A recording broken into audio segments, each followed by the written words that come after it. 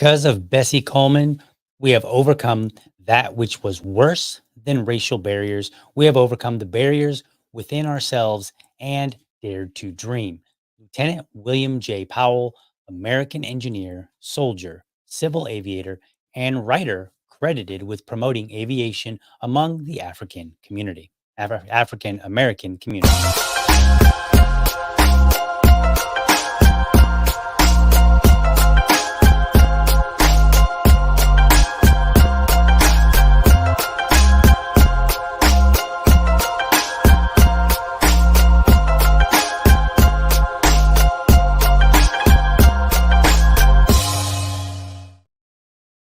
All right. Welcome to another morning episode of the Liberty Dad podcast, a discussion on politics and culture. If you're tuning in live, I want to especially thank you for giving me your time so early. So, today I'm going to talk about Bessie Coleman and what we can learn from her as it relates to DEI, that's diversity, equity, and inclusion. It's all the rage to talk about, right? And I had a past episode where I was criticizing Mark Cuban over some of his views on DEI. And if you go to social media, a lot of people are talking about it and people are super, super divided. It's like some people really, really hate it. Other people think we really, really need it. So, what I'm going to do is I'm going to talk about what we see in history versus what we have now. And some of my past episodes have kind of already touched upon this. Okay. In fact, Bessie Coleman this is not the first episode that I've mentioned Bessie Coleman. I believe it was episode 14. I'm on 264 now. And I think it was my 14th episode, if I remember correctly, that I talked about Bessie Coleman. I was doing this, what did I call it? Wednesday it was like every Wednesday. What I would do is, or I think it was every Wednesday, but it was a long time ago. And what I would do is just do like a 5 minute um, podcast where I just talked about somebody that was interesting for like 5 minutes, something like that. And so I just kind of talked about her story, just in general, right? I didn't actually at that time relate it to anything going on today so much. Just like, hey, here's this person's story, and she has an absolutely fascinating story. If you've never heard of her, then you are about to be amazed by this individual because her story, the things that she accomplished, were absolutely phenomenal.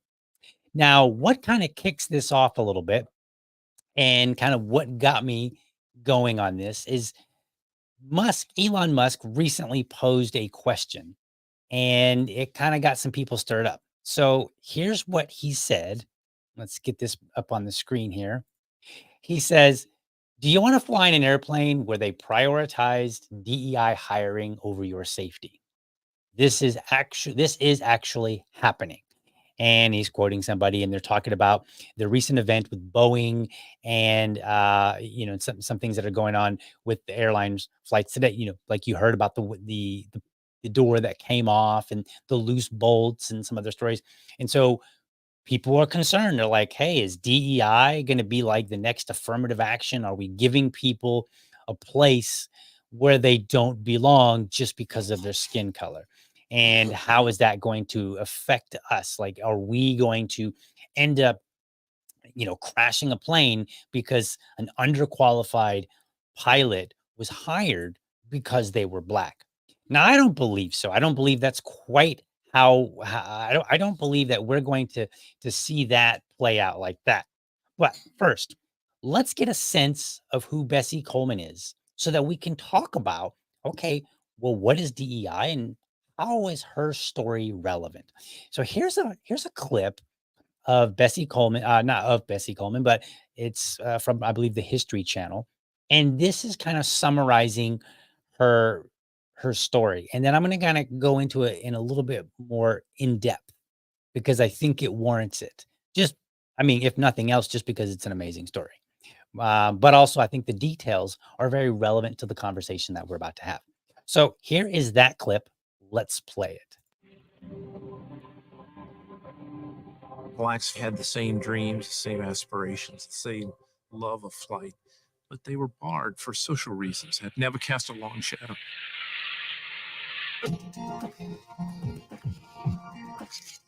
Out of this shadow stepped Bessie Coleman. Bessie Coleman is a dreamer, and she's a risk taker. She was born in 1892, before airplanes and long before equality. Bessie Coleman was born in poverty to a large family in Texas. As she was growing up, the dream of flight went from fantasy to reality. Despite her background, she was compelled to pursue it herself. She was a manicurist, but she decided she loved the idea and the adventure of flying. No one in the United States would train a young Black woman to fly. But France had a world-renowned flight school that was more welcoming, if she could get there. So she would work during the day at a chili parlor just to raise enough money for her travels to France. And at night, she would teach herself French. She raised money she didn't have, learned a language she didn't know, and earned an international pilot's license in 1921. She's the first African-American woman with a license to fly. And this was a real benchmark, not only for her race, but also for her gender. Bessie Coleman is this amazing, strong individual who wouldn't take no for an answer. Pilot's license in hand, Coleman returned to an America fascinated with flight. Daredevil flight. In the 1920s, barnstorming was a fascinating and exciting form of aviation where stunt pilots would go up and they do all types of tricks and aerobatics in their aircraft. Barnstorming was part circus, part sport. Pilots competed for attention by pushing their planes to the limit. Bessie Coleman was no different, except she looked different. Bessie Coleman, sitting behind the wheel of the plane, was a sight to be seen. She was a small little woman, but she'd go up in that aircraft and she'd do her loops and her flips and, recover from stalls at the very bottom and blow everybody away. There's no one like her. There's no one who had this internationally recognized flying license and at the same time was a young Black woman. And for a blazingly short time, she was the most extraordinary woman in American culture, particularly for African Americans. All right. So it's Smithsonian. I apologize. I said the History Channel. Nonetheless, great story. So let's kind of look at her story in a little bit more detail.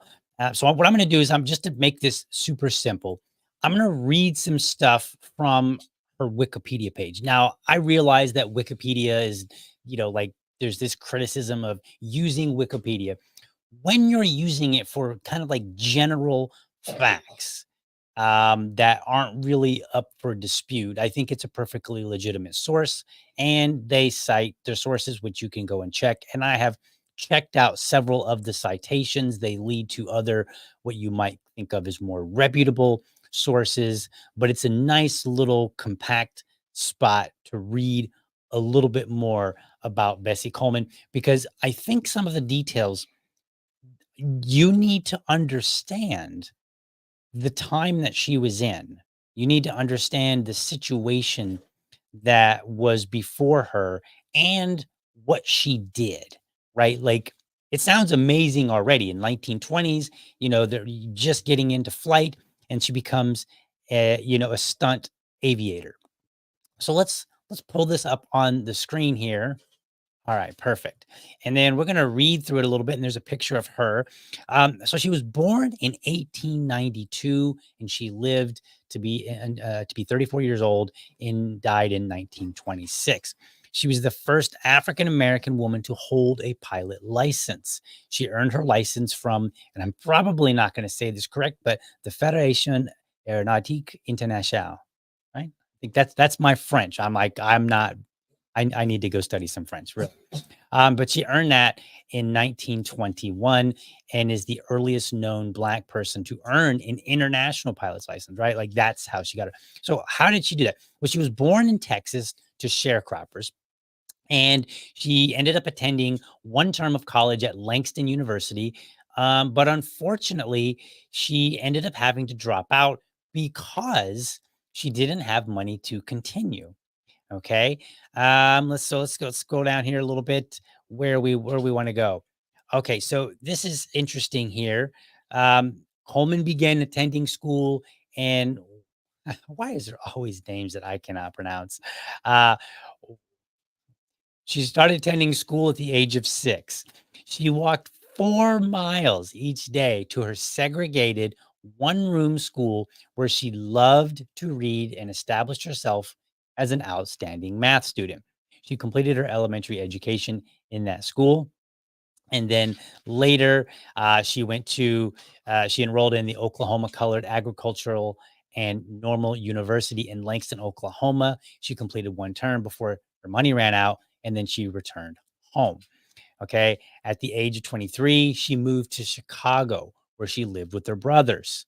Look, all you kids out there that are making videos about how you can't afford rent, join the club. This has been happening since the 1920s, probably earlier.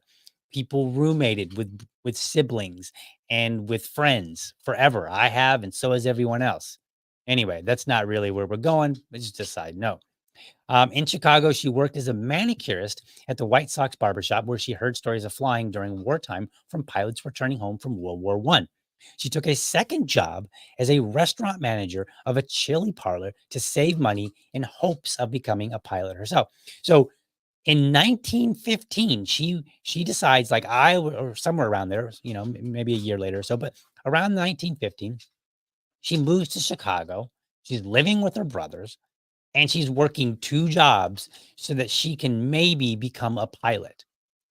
And American flight schools at the time admitted neither women nor Black people. So Robert S. Abbott, founder and publisher of the Chicago Defender newspaper, which is a Black-owned newspaper, encouraged her to study abroad.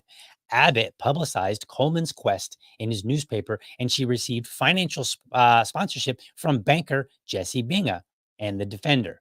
Jesse Binga, also a Black banker. Okay, so she's getting support from the Black community at this time. She took a French class at the Berlitz language schools in Chicago and then traveled to Paris, France on November 20th, 1920, so that she could earn her pilot's license. She, let's see here. In 1921, Coleman became the first Black woman and first self-identified Native American to earn an aviation's pilot's license, and the first Black person and first self-identified Native American to earn an international aviation license. So she's the first Black person, first Native American, and one of the earliest women. Now, it's funny, I saw another video and I don't have it, but apparently she earned her pilot's license 2 years prior to Amelia Earhart. Bet you didn't know that. Determined to polish her skills, Coleman spent the next 2 months taking lessons from a French ace pilot near Paris, and in September, she sailed for America. She became a media sensation when she returned to the United States.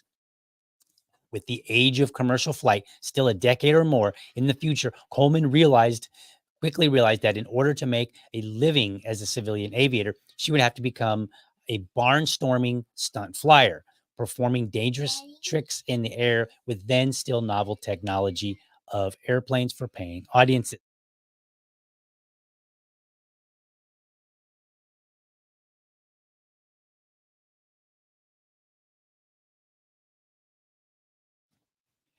Okay, apologize for that, folks. Returning to Chicago, she could not find anyone willing to teach her. So in February of 1922, she sailed again for Europe. So she went to Europe twice, not once, but twice. Coleman spent the next 2 months in France completing an advanced course in aviation. She then left for the Netherlands to meet Anthony Fokker, one of the world's most distinguished aircraft designers. She also traveled to Germany, where she visited the Fokker Corporation and received additional training from one of the company's chief pilots. She then returned to the United States to launch her career in exhibition flying. So, Bessie Coleman, born to a family of sharecroppers, moved to Chicago, learned French just so she could go to school so that she could become a pilot. Managed to raise the money to fly to Paris, became an aviator, earned her pilot's license and her international pilot license, came back to the US, determined that, you know what, that's not enough. I need more. Goes back to France, learns some there, goes to the Netherlands, goes to Germany, learning from people in both countries, both, those additional two countries. Then she comes back ready to, to make a living in the United States, a place where she previously was not permitted to go to school. Queen Bess, as she was known, was highly popular draw for the next 5 years. Invited to important events and often interviewed by newspapers, she was admired by both blacks and whites. All right, let's see. Let's scoop on. We don't need to worry about what she flew necessarily. Um, she was billed, the Chicago Defender billed her as the world's greatest woman flyer. Let's see, going down. All right. As a professional aviator, Coleman often would be criticized by the press for her opportunistic nature and the flamboyant style she brought to her exhibition flying. She also quickly gained a reputation as a skilled and daring pilot who would stop at nothing to complete a difficult stunt. In Los Angeles, she broke a leg and 3 ribs when her plane stalled and crashed on February 22nd, 1923. Committed to promoting aviation and combating racism, Coleman spoke to audiences across the country about the pursuit of aviation and goals for African Americans. Here's the cool part. She absolutely refused to participate in aviation events that prohibited the attendance of African Americans. Now, Black folk at the time were still segregated, but if there was an event where they did not permit Black people to attend, he would not attend either. And she had the fame to do it. In the 1920s, let's see, skip that. All right. This is a good one. I like this one too. So through her media contacts, she was offered a role in a feature-length film titled Shadow and Sunshine to be financed by the African American Seminole Film Producing Company. She gladly accepted, hoping the publicity would help her to advance her career and provide her with some of the money she needed to establish her own flying school. So now she wants to establish her own school so that she can teach Black Americans, African Americans, to fly, right? Like this, the woman who was born to sharecroppers, who, when she was 6 years old, had to walk 4 miles to go to school. Think about that for a minute. 4 miles. Like we got parents that'll barely let their kids walk halfway down the block to the park. And at 6 years old, she was walking 4 miles to go to school. Let's see, where was I here? She gladly accepted, but upon learning the first, she gladly accepted, hoping the publicity would help to advance her career, school. But upon learning that the first scene in the movie required her to appear in tattered clothes with a walking stick and a pack on her back, she refused to proceed. And then it's quoting somebody. Clearly, Bessie's walking off the movie set was a statement of principle. Opportunist though she was about her career, she was never an opportunist about race. She had no intention of perpetuating the derogatory image most whites had of blacks, wrote Doris Rich. All right. So she turns down this opportunity to be in a movie because she's like, look, that's not what I want the Black community to be perceived as. I want to do things that are going to improve the image of Black people. Clearly, she was in a position to do it, and clearly she had already done it. All right. Coleman would not live long enough to establish a school for young Black aviators, but her pioneering achievements served as an inspiration for a generation of African American men and women. This is where I got the quote from the very beginning of the episode. Because of Bessie Coleman, wrote Lieutenant William J. Powell in Black Wings. We have overcome that which was worse than racial barriers. We have overcome the barriers within ourselves and dared to dream. And then let's see, her death here in Jacksonville. That's where she died in April 30th, 1926. Coleman was in Jacksonville, Florida. Let's see here. Her mechanic and publicity agent, 24-year-old William D. Willis, flew the plane from Dallas in preparation for an air show and had to make 3 forced landings along the way because the plane had been so poorly maintained. Her friends and family did not consider the aircraft safe and tried to get her to not fly it, but she refused. On takeoff, Willis was flying the plane with Coleman in the other seat. She was planning a parachute jump for the next day and was unharnessed as she needed to look over the side to examine the terrain.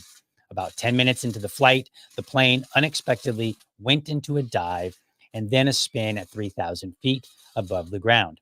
Coleman was thrown from the plane at 2,000 feet and was killed instantly when she hit the ground. Willis was unable to regain control of the plane and plummeted to the ground. He died upon impact. Let's see here. Coleman was 34 years old. Now, here's the interesting part. Funeral services were held in Florida before her body was sent back to Chicago. While there was little mention in most media, news of her death was widely carried in the African American press. 10,000 mourners attended her ceremonies in Chicago, which were led by activist Ida B. Wells. So this woman lived a phenomenal 34 years. And then there's actually something else. I'm just going to read it. I'm not going to put it up on the screen here. But I want to read this. I thought this was kind of interesting. According to an editorial in the Dallas Express, it said, quote, "There is a reason to believe that the general public did not completely sense the size of her contribution to the achievements of the race as such." In other words, what they are saying is like, even the public had no idea to the extent to which she benefited the Black community in her mere 34 years. In 34 years, her effort to fight to become a pilot and become one of the best, right? Like she was quality. She was in demand. And this is where I'm going with this, right? We talk about DEI, and we're going to get into that in just a moment, which is diversity, equity, and inclusion. And the idea behind it is that we want to try to include people in order to make spaces better. But the question is, do they really make spaces better? Well, we know from history that it is not necessary to have those in place for Black people to excel. But the lingering question is, would we benefit from DEI? Could we have 10 Bessie Colemans? And I'm going to say, no, we can't. In fact, I would say we might have fewer Bessie Colemans. So let's take a look at what DEI is, because we want to make sure that we understand what we're talking about. So I've got another clip here, and I'm going to play it. Now, I just kind of searched online and I found a clip that was not terribly boring and seemed to portray DEI as proponents understand it, right? When you're looking up these kind of things and when you're disputing an idea, it's best to take the idea as the proponents understand it, not as critics understand it. And I think if you do this, you will find yourself making better arguments, and you will find yourself better understanding the whole argument at the very beginning, right? From the very beginning, right? You will have a better grasp of it. And so this is what I try to do. So let's play this clip really quickly here. And it's called "What is DEI?" And it's just a clip I found on YouTube, and it's a few years old, or it might be a year old. I can't remember exactly. I'm Latanya Flick, Senior Vice President of Diversity, Equity, and Inclusion for the Partnership. What is diversity, equity, inclusion, or DEI? This three-letter amorphous acronym that you've heard everywhere. So let's start with the D for diversity.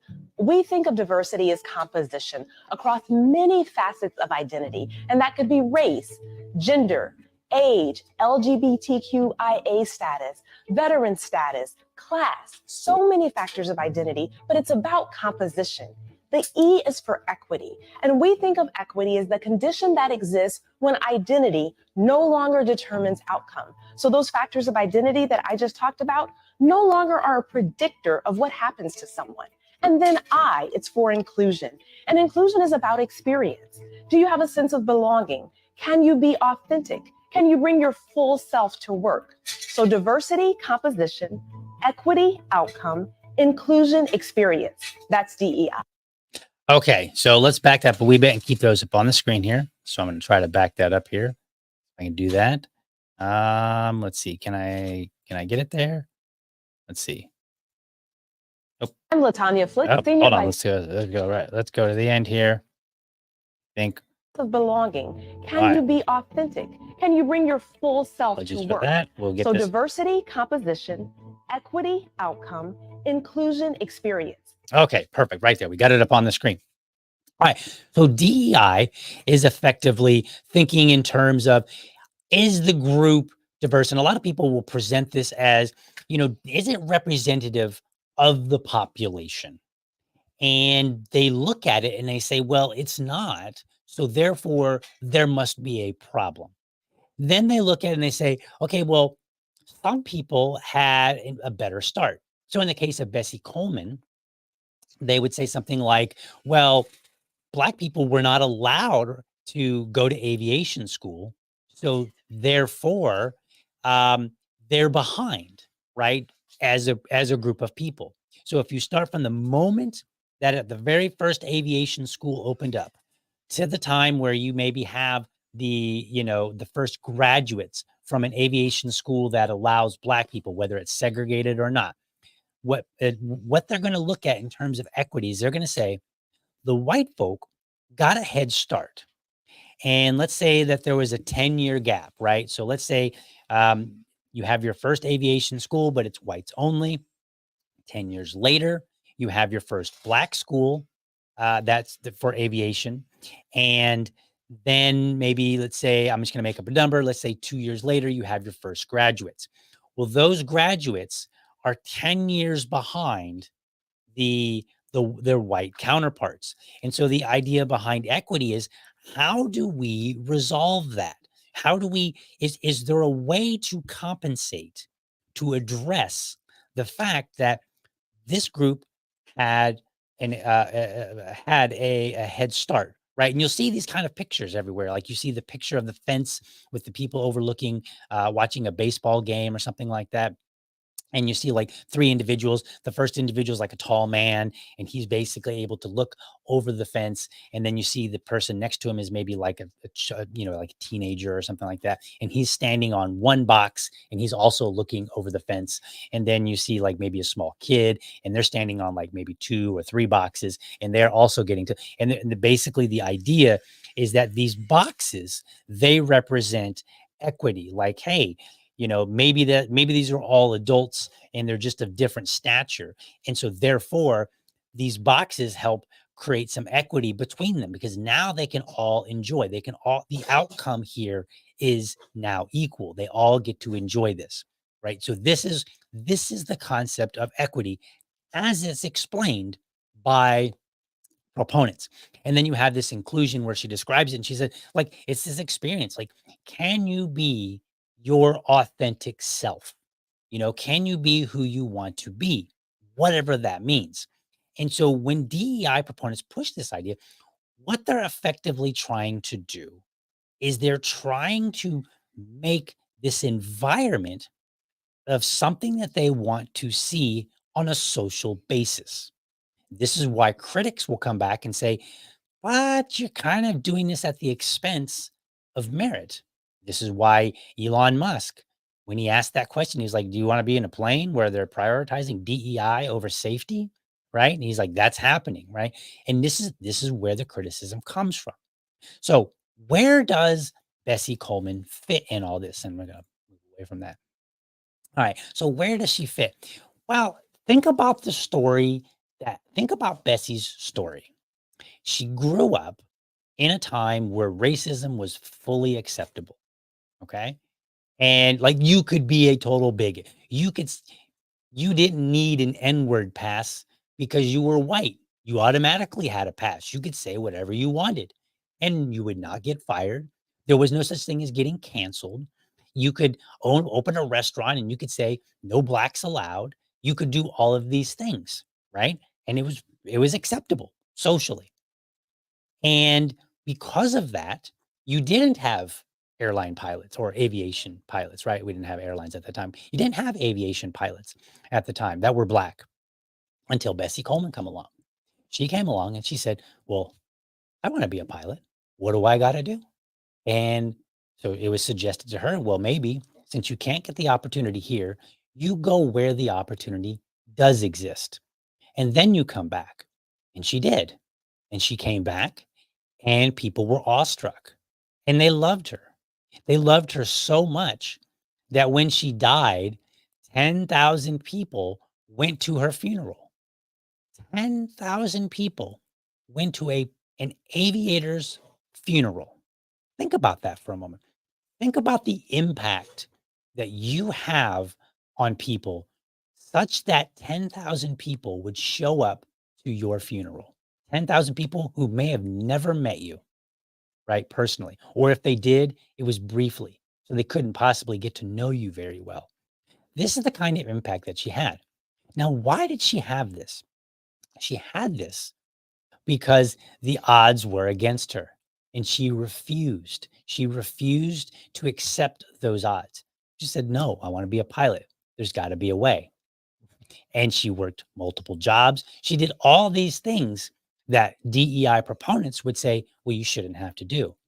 But here's and what I'm saying, or what I'm not saying, is that those were good barriers. It's not that at all. And I will address that in just a moment.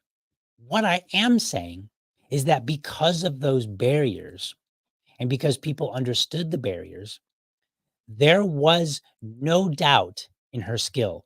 People could see it and they probably read about it when they read stories like, wow, she went and learned French just so she could go. Think about that for a minute. She went to school so she could go to school. She went to school to learn French so she could learn to become an aviator. Now, how amazing is that? And when you're thinking in terms of heroes, imagine that. Imagine telling your kid, well, you could be a pilot too. In fact, let me read you this story. And you open your book and you're like, this is the story of Bessie Coleman. She was born poor and she was born black and Indian, and she was a woman, all three, which were denied when it came to going to be a pilot. But she decided she wanted to be a pilot anyway. And then she learned this, and then she did this, and she traveled multiple times to multiple countries, you know, learning and becoming the best. And she did things that other pilots maybe weren't doing, couldn't do, or weren't doing as well. And she kept pushing herself and pushing herself. So at the end, nobody nobody doubted her skill. In fact, it was reported that she was opportunistic, right? But okay, that's what happens when you're that good. She became a hero. She's a hero to people. Okay, so what what do we make of this? Where do we go? First, let's talk about this. People are concerned that DEI is going to make bad pilots. I'm not so certain. There is a shortage of pilots, and I've pulled up some information here. I went and I did a little bit of research, and this is an article from the Pilot Institute website, and it's on pilot age statistics. So let me read some things to you. So in fact, you know what? Let me just put this up on the screen. That way you can see it as well. All right, perfect. Let's make this a little bit more bigger. Oh, that's too big. All right, let's see here. Let's scroll down. Okay, this is just a graph. I apologize, folks. There we go. There we go. Let's get some numbers here. All right. So it's got a chart of all these numbers and showing the ages and the number of pilots and training in school and stuff like that. And it says to make sense of all these numbers, let's discuss the important points separately. The total number of pilots includes both student pilots and for hire pilots. From the tally of student pilots, it's easy to see that most of them are on the younger side. Around 21% belong to the 20 to 29 age group, and around 18% are aged 30 to 39. This isn't surprising as most pilots get their training at a young age. The high numbers may also provide a false assurance, as it's pretty much a given that not all of these students will develop into for-hire pilots. So, right off the bat, from this website, Pilot Institute, they're saying that some of the pilots won't even go on to be for-hire pilots for whatever reason, and they don't give any particular reason here. To give us a more realistic perspective of the status of the current pilot population, we must look at the total number of for-hire pilots. The shift is massive. Based on the data, more than 30% of the current for-hire pilots fall within the age range of 50 to 64. In 2009, the US Congress changed the mandatory age retirement of airline pilots from 60 to 65 in a bid to solve the pilot shortage problem. So think about that for a moment. In 2009, so since 2009, we've had a pilot shortage. We've had problems, right? Because airline is becoming faster, better, better subjective, depending on your view of, the seats and everything else. But effectively, it's getting better, faster, so on and so forth, right? And we have more planes, we have more people that want to fly. It's becoming cheaper in a sense. I mean, you've got airlines that will, they'll nickel and dime you if you want, or you can just get a basic flight, right? You know who you are. And so they raised this mandatory age of retirement from 60 to 65 to solve a shortage problem. This is in 2009. That means that around 30% of for-hire pilots we have right now will have to retire within the next 15 years. So 30% of pilots will have to retire in the next 15 years. And I believe this article was written in like 2020. The facts become even more sobering when you take a look when you take the total number of for-hire pilots in the 50 to 64 age group. The total is about 150,000 pilots. Let's suppose that we live in an ideal world where all student pilots convert into for-hire pilots after they finish the training and certification process. To make up for the population of pilots who will retire in the next 15 years, we will need all student pilots in the whole age range of 16 to 54 to become for-hire pilots. To compare further, the number of student pilots within the age range of 20 to 39 is only around 113,000. So they're talking about in 2009, you had a shortage of pilots. Then now in 2020, they're talking about, hey, we're still having this problem. And now they're saying that in the next 15 years, right? In the next 15 years, the number of pilots that will retire is about 100. And I'm sorry, the number of pilots in the 50 to 64 age group is 150,000, which means in the next 15 years, 150,000 pilots will retire. Then they look and they say, in the 20 to 39 age group, there's only 113,000. So you already have a shortage. And now they're saying in the next 15 years, when they retire, the shortage will become even more, from 150,000 replaced by only 113,000. Okay, you do the math on this. What can we say based on the current numbers? Well, the situation isn't looking good. More than 100,000 pilots will have to retire in the next 10 years, and we simply don't have enough student pilots to make up for the hole that they will leave. In other words, the bigger problem that we're having is a shortage, and we've been having one since 2009, and it has not been resolved. So what is the likelihood of DEI? What is the likely outcome? Fewer pilots. Why?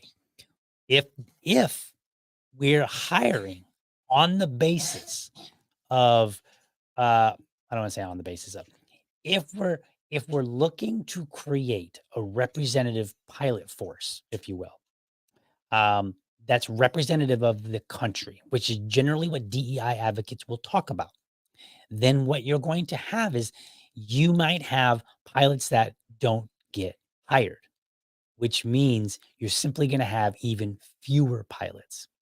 Because right now they're not talking about changing the standards, because you have to go to pilots, you have to go to aviation school in order to become a pilot.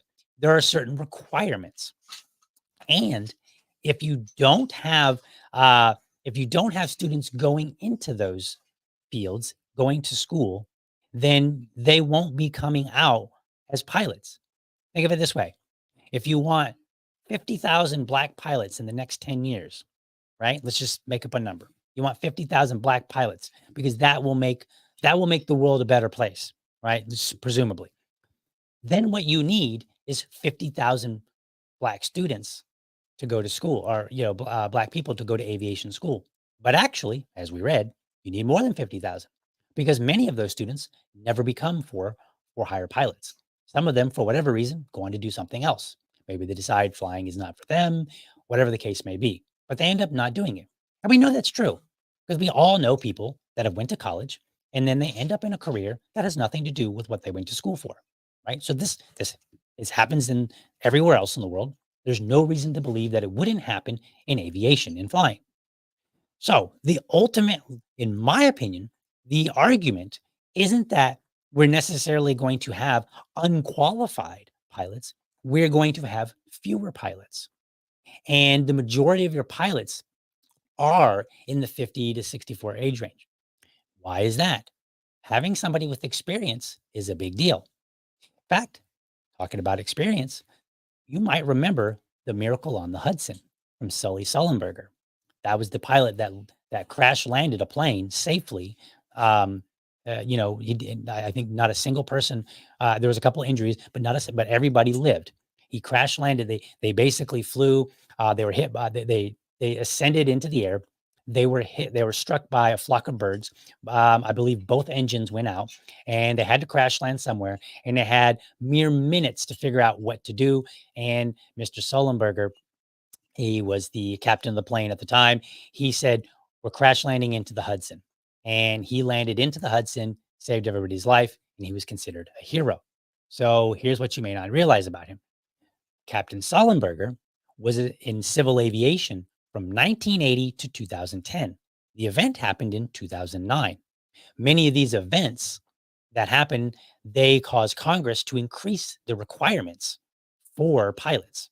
And you can go back and you can do the research, but there are various requirements that have increased because of these kind of events. So what we're doing is we're increasing the qualifications necessary, right? But back to Mr. Sullenberger, back to Captain Sullenberger here. He had been flying since the age of 29, and he was roughly like 58, 59 years old when he crashed. Well, I don't want to say when he crashed the plane, but when he crash landed the plane. And in total, he had over 50 years of experience and over 20,000 hours of flying by the time he retired. Now, he retired in 2010, a year later. Okay. So he had 50 years of flying experience, 20,000 hours. I want to say 50 years of aviation experience, 20,000 hours of flying experience by the time that happened. That's what we really want. The reality is, we don't care if our pilot is black or white. We're probably going to care how old they are, but not really for the sake of being old. It's, do you have the experience? And if you watch the interviews of Captain Sullenberger, you'll find out that at the time he said at the time their flight simulators couldn't even simulate such a thing. So nobody had any clue whatsoever how to handle this particular situation. So it entirely relied on his experience to make the best decision possible. So his experience was extremely important, which means older pilots are generally going to be more favored because an older pilot has more experience, but a lot of them are going to be retiring. And we've got a younger crowd coming up, and there's not even enough of them to compensate for those who will retire. Now, speaking of Sully, let's watch a clip here of something, because I think this is very important for everybody to understand. So let's see here. Let's take a look and see what he has to say when we're going to talk about this, because what I want to do is I want to start saying, what is the negative impact of DEI, right? Like, more than just, okay, maybe I've convinced you that we'll have more of a shortage, right? And we're not necessarily, DEI in itself will not necessarily lead to more crashes. It'll probably just lead to an increased shortage, which means airline flights they'll go up. The cost will go up. Fewer people will be able to fly, right? Because that's how it works. When there's scarcity, the price goes up. All right, so let's take a look. All right, let's see where we go in here. When was your last drink, Captain Sullenberger? Have you had any troubles at home? And I want to pause for a second. So this is a clip that's interviewing him, but also talking about the movie that was made about him, for which Tom Hanks played. So it's kind of like a combination of an interview and they're playing scenes from the movie. So apologies for that. Read the script. I didn't know the investigative board was trying to paint the picture that he had done the wrong thing. They were kind of railroading him into his fault. And that wasn't the case at all. Today, we begin with our investigation on the crash of U.S. Airways Flight 1549. It was only through the course of the investigation that our understanding of the event was found to be accurate, that our actions were validated. But for many months, we didn't know if ultimately that would be found to be the case. Okay, good morning, ladies and gentlemen, and welcome. My name is Charles Porter. I'm a board member of the National Transportation Safety Board and chairman of this public hearing. The NTSB hearings dragged on for 15 months. Sully and his wife Lori describe it as an intensely stressful time. It was this odd sense of people are celebrating on the street, but that wasn't how we felt for a very, very long time. Actually, a year and a half. We actually didn't celebrate until we had an event in August of 2010, a year and a half later. All right. So let's go back to, there we go. All right. So what he's saying is the investigation board for 15 months kind of were looking to see, what did you do wrong? But that's what they were looking for. And so it was very intense. And as his wife described, she said, look, people are celebrating on the streets, but over here we're being, she didn't say it, but this is what happened. They were being taken through the ringer. You know, like, what did you do wrong? Did you have any drinks? Did you have enough sleep? Did you this? What about this? Right? They're looking for every which way where he did something where he was the failure. And it was an extremely stressful situation for him.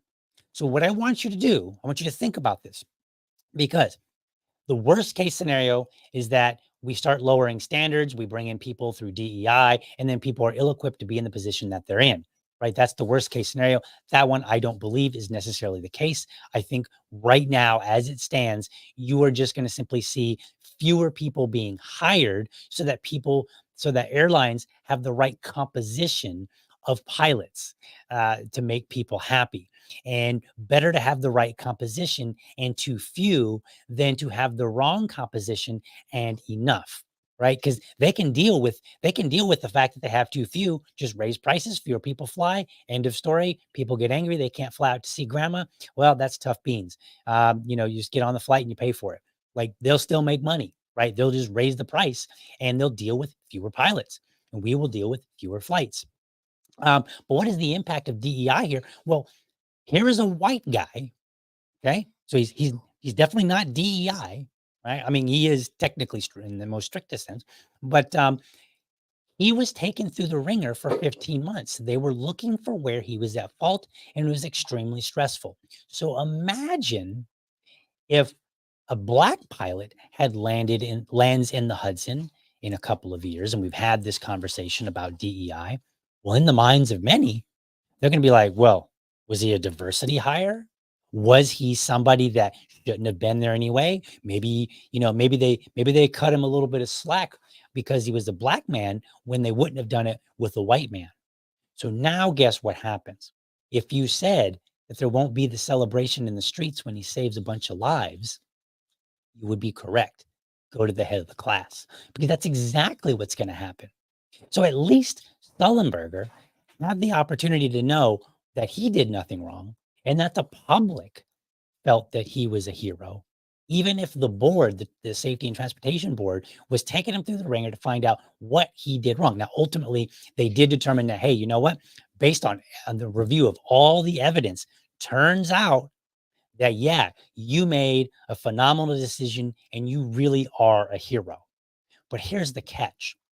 If it had been the other way around, right, where the public was skeptical, and then the transportation board came out and said the same thing, right? If they had said, okay, turns out he did well and he saved a bunch of lives, public perception has already been created.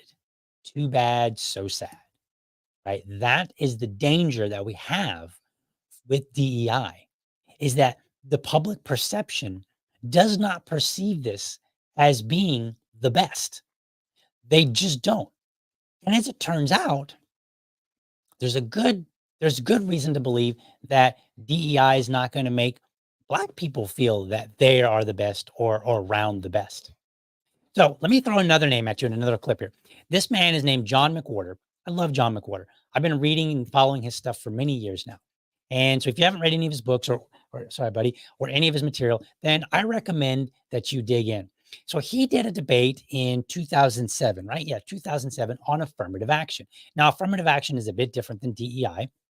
But there are some core elements that are similar. Hey, we're not seeing the results that we want, so let's fix it.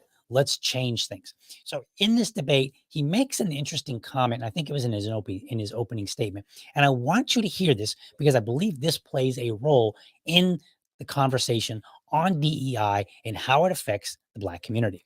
So let's play that. Let's cue that clip up. All right, what do we got here? It's often said that diversity has been proven to make for a better quality education. Has it? How? Like, if you've ever actually looked into that, the people who try to prove it with studies, and none of them are conservatives, find again and again that, as I think we all knew, diversity does not really have anything to do with giving you a more beneficial experience in terms of how much knowledge you have in your head or how much moral wisdom you have in your head after you come from college. There was a poll of University of Michigan minority law school grads from 1970 to 1996. For them, being called on as a diverse person in class was at the very bottom of what they valued most about their experience, as was the diversity. What they most valued in their experience was how smart teachers and their fellow students were. Remember. Okay, so think about what he just said there. He said from like 1970 to 1990, they interviewed grad school, law school graduates who were minority students. And they asked them, they said, what did you value? And what was at the bottom of their list was the fact that that their schools might have been diverse. That wasn't important. What was important was how smart were our teachers and how smart were our peers?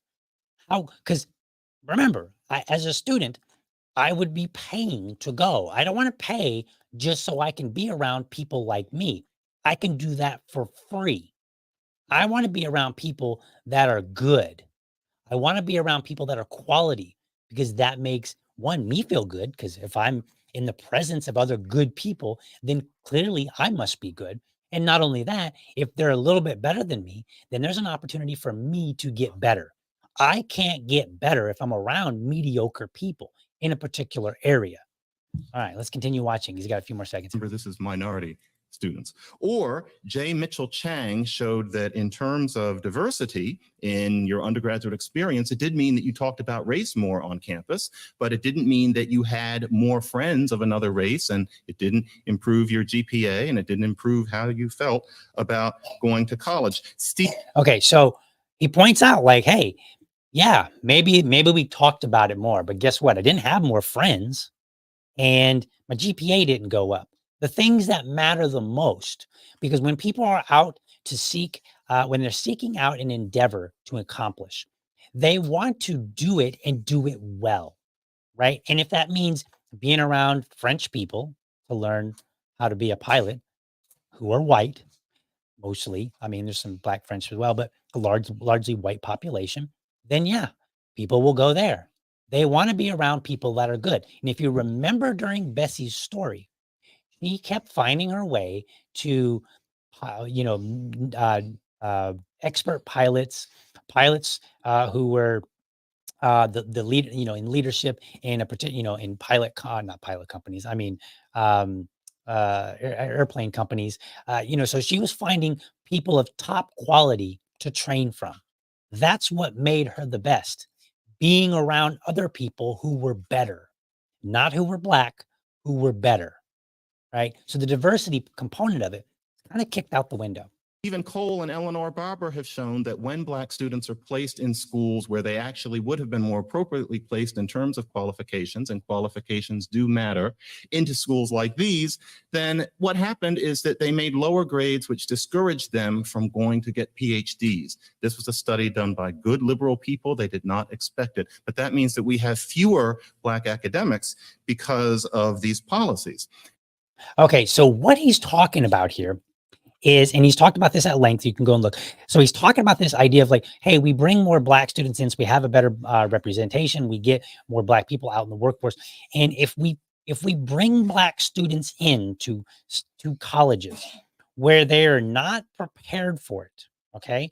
We bring them into maybe an elite college, but maybe they're not elite college level academically. We're not talking about IQ. We're not talking about what they're capable of. We're talking about where they presently are. If they're not presently ready for that level of challenge, they do poorly. And then they often drop out. And he, along with economist Thomas Sowell and economist Walter Williams, all three of them have made the point. And by the way, all three of them are not only highly esteemed academics, they also taught at universities, and they taught at nice universities. We're not talking like, you know, some online college. They taught at esteemed and well-established colleges. And their experience is to say, look, you get a student in who's not ready for this level, and they're going to do more poorly. But if they went to a level that was more appropriate for them, right, maybe a state college, they could have went on to get their PhD, right? So they got a PhD. It's basically the difference between PhD at a state college versus dropping out at an elite college. Which one looks better, right? Now, if they earned it at the state college, as many students do, then they earned it. So because a PhD from a state college is good, right? It may be, you may have, it may be better if you got a PhD from MIT, but you're not doing so bad if you get a PhD from a state college. And you can go on to be very successful and very proud of yourself. And people around you can say, oh, you're very educated. You have a PhD. The same concept applies in today's DEI. In DEI, they're focusing not on merit, but on what it looks like. And the idea is like, well, if we change what it looks like, then we might get better results. But history doesn't show that. History shows that when you put people in a position to have to meet standards or even exceed them, in the case of Bessie Coleman, that people rise up. So, what is the harm? Well, the harm is you may ultimately end up with fewer people because they get put in positions for which they are not qualified for, or they're not prepared for, and they leave, right? So, it's very possible that someone maybe they graduate school, and then let's say a DEI program brings them in to an airline. Now maybe they're fine with being a pilot. Maybe they're a good pilot. But maybe the DEI program is not looked at so fondly by people, and they get criticized. Like people go on social media and they see that people are skeptical of an airline that has DEI practices. And so maybe they're not flying there no more, right? They're choosing other airlines that maybe aren't doing this, right? Or not at all. And so now you have the actual emotions that this person has to deal with. And maybe they leave because they say, you know what, it's not worth it, right? It's not worth to be looked at is not good enough, even though I actually am. And so if we keep it at merit, then when they get in, nobody is concerned with it. Everybody's like, yeah, if it's merit based, then you belong here, whether you're white or you're black, whether you're 50 or whether you're 30, right? That's what we want. We want a society where people don't second guess, because on the very negative end of second guessing, well, that could be a disaster, right? I'm sorry. On the very negative end of bringing people in that might be second guessed, it could end in disaster, right? It could be that maybe through a series of events, we lower the standards, we bring in pilots that don't belong being pilots, and then they start crashing planes left and right. That's certainly a possibility. It's not one that I think is very great. But we still haven't escaped the idea that public perception would run people away or cause people to not take it on anyway. So imagine that we implement DEI, the public is bothered by it, they're really concerned, they're grumbling, and maybe somebody who wants to be a pilot says, well, I don't want to be a pilot because everybody's going to second guess me. Everybody's going to think that I'm not good enough. Why do I have been living feeling that way for the longest time? Why would I want to live my adulthood like that? Why would I want to be in that as a career, being second guessed? right? And unlike Bessie Coleman, who was able to come back and wow the crowds with stunt flying, pilots don't wow people by taking off and landing safely. That's not wowed. I mean, people are happy that but people aren't cheering and clapping. That's not going to bring 10,000 people to your funeral when you pass away. That is the expectation that people have. So by doing this, by implementing DEI, we are at a minimum creating a negative and hostile situation for would-be pilots. We already have a shortage. We already see that there are reasons why we may not want, or we may not want a younger force, or we want a mostly older force, right? Pilots, because older pilots are more seasoned, they've got more experience, and they will be able to handle situations better because they have more experience to draw upon should the plane get hit by a flock of birds and need to land in the Hudson. We, by having those kind of standards, that helps ensure that the public, in the case of an emergency, feels good about the pilot. Who wants to live, right? And I don't mean that in a death way, but who wants to live a life where you're second guessed? There's an accident. The Safety and Transportation Board is taking you through the ringer, and the public is doubting your competency. What are we doing? We are creating an absolutely hostile situation for people who might just simply be good pilots, and we need to stop. Now, you might think, DL, you're just picking all these black people because they're saying what you want to say. Well, sort of, because they've got the experience. So why wouldn't I draw from them, right?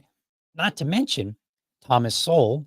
Thomas Sowell and Walter Williams are generally considered more on the conservative, tend to be more on the libertarian side, right? Somewhere in there, probably more leaning libertarian than conservative per se, at least in their politics.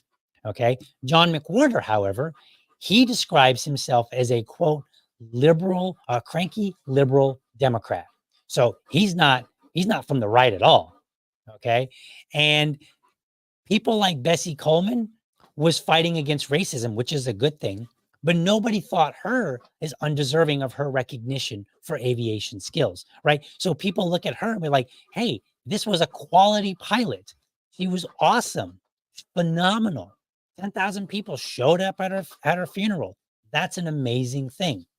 So I want to show you one more thing that I think will help make this point, because what I'm trying to do is go back through history during a time and identify intelligent and successful Black people who have beat the odds, but then may or may not share the same vision as we have today. So John McWhorter, cranky liberal Democrat, he is opposed to affirmative action. I haven't seen his recent stuff on DEI exactly, but I believe he tends to oppose it as well in general. I know that Thomas Sowell and Walter Williams do. Both of those. Walter Williams has since passed away in his like early 90s, I believe, or late 80s. And then Thomas Sowell is currently like 93. So they lived through like the civil rights era and before that. Bessie Coleman was born in the late 1800s and died in like 1926. So she was definitely during a time when there was racism. So I want to bring one more Black person because I'm trying to make a point and hopefully it seals it. So you might remember Jackie Robinson. He broke the color line in baseball.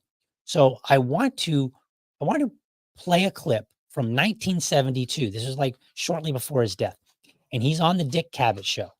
And Dick Cavett's interviewing about different things. And at one point, Dick Cavett says, hey, can I ask you about anything? And he's like, yeah, sure. And he's like, I want to ask you about your son's drug addiction.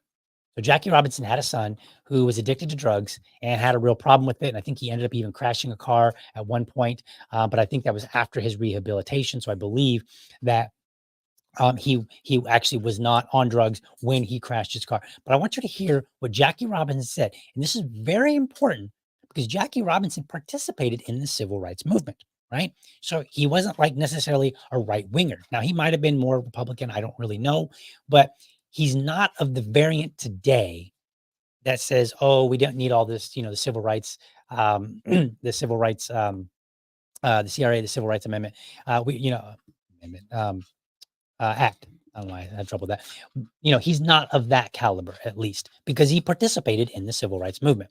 So let's play this clip, and I want you to hear what he said, and then I'm going to kind of tie all these people in together. And if this country is to survive, we've got to deal with that drug program, because it's pretty obvious, at least as far as I'm concerned, that every youngster in this country, in one way or the other, unless we do something about this problem, is going to come into contact with marijuana or heroin or some kind of drug in some kind of way. And unless we change our priorities, unless we put a great deal of emphasis on helping our young people, I just can't see the drug problem diminishing in the way that it should. And it is, to me, the worst problem that we have in this country today, even worse than the race problem. Okay, so did you hear that? He said in 1972, after participating in the civil rights movement, after fighting like hell, and if you've watched the movie, was it 27? I think it was 27. If you watch the movie made about him, there were some interesting scenes where they basically were like, look, can you control your temper? If somebody's going to call you a nasty word, they're going to call you the N word. Can you control your temper? You're going to act like a fool, blah, blah, blah, blah, and all this good stuff, right? And so they're challenging him. They want him to be the best because they believe like, hey, you have quality skills. We want to bring that to baseball. Let's make it happen. So he had to really fight racism just to be recognized as the best baseball, as a top quality. I don't know if he was quite the best, just because I'm not familiar with sports enough, but I know he was up there. He is up there in terms of quality baseball. He had to fight racism in the 1970s, 1960s, or actually earlier than that. But so in the after Bessie Coleman died, he's fighting to break the color line. During her life in the 1920s, she's fighting racism. She becomes the best, right? Then you have people today, almost, bud. Then you have people today, John McWhorter, he looks and he says, look, if we're letting people in away from the idea of merit, you're doing them a disservice, because you're going to put people in a position where maybe they don't belong and they have to leave. And so now they don't get to be in that space at all, right? And so when you start looking at this, I think the message is that DEI has no place, because it is not going to provide the quality that even the Black community really seeks once they get out there. Because as John McWhorter pointed out, in studies of Black graduate law students, they said that being around a bunch of Black peers was the least of their concerns. They wanted to be around very smart students.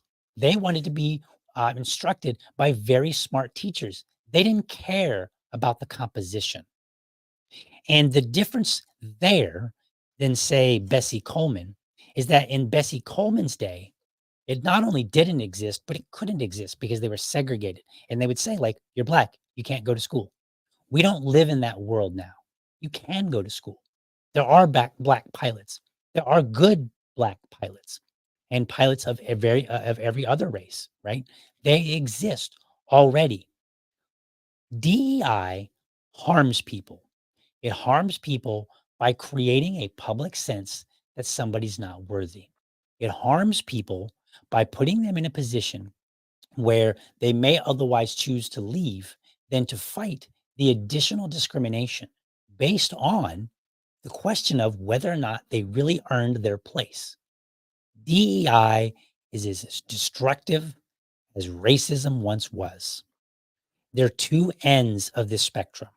On one end, you have racism that says, Black people are no good, they can't read, whatever, what have you. And they just, we're not going to let them in. And then you have on the other side, you have DEI, which says, well, there's not enough Black people, so we got to get them in here and we got to create all these clever solutions. We're somewhere in the middle, and merit still matters. Merit is a value that everybody can recognize because we can see it. We saw it with Sully. And God forbid another airline go down with a Black pilot. Hopefully he lands it with the same precision and the same level of trying to think of the word that I want, but hopefully he would land it in a similar manner to Captain Sully. Hopefully, we won't be in a position where we doubt whether or not he was qualified to be behind or in the cockpit.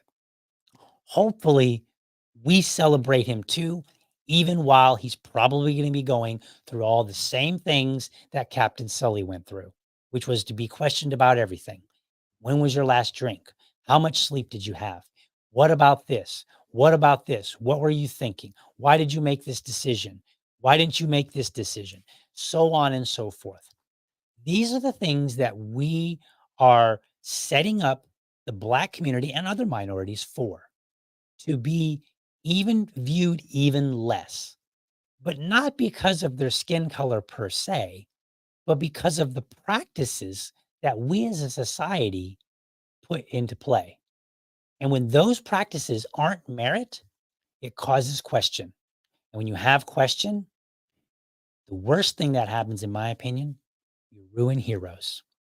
Jackie Robinson, he's a hero to many. Bessie Coleman, he's a hero to many. I mean, if I was Black, I would definitely want to teach my kid about Bessie Coleman. Be like, look, you ain't living in that time, but you're living in this time. And if she did that then, imagine what you can do now, right? That's what I would do if I were a Black parent. I would look at Bessie Coleman and I would say, that's your superhero. You don't need to have additional representation intentionally. You have it. It exists. People overcame odds that you will never face, and they did it in an amazing and phenomenal manner. And child, I want you to do the same thing. We are destroying the heroes that exist because we're not allowing people to become new heroes. When we have, or if we have, a DEI in place, then you get all this representation and it's harder for people to stand out because you've simply removed every obstacle, perceived or real, in order to achieve it. All right. My producer is calling me. He's like, look, hungry. So I want to thank you for watching.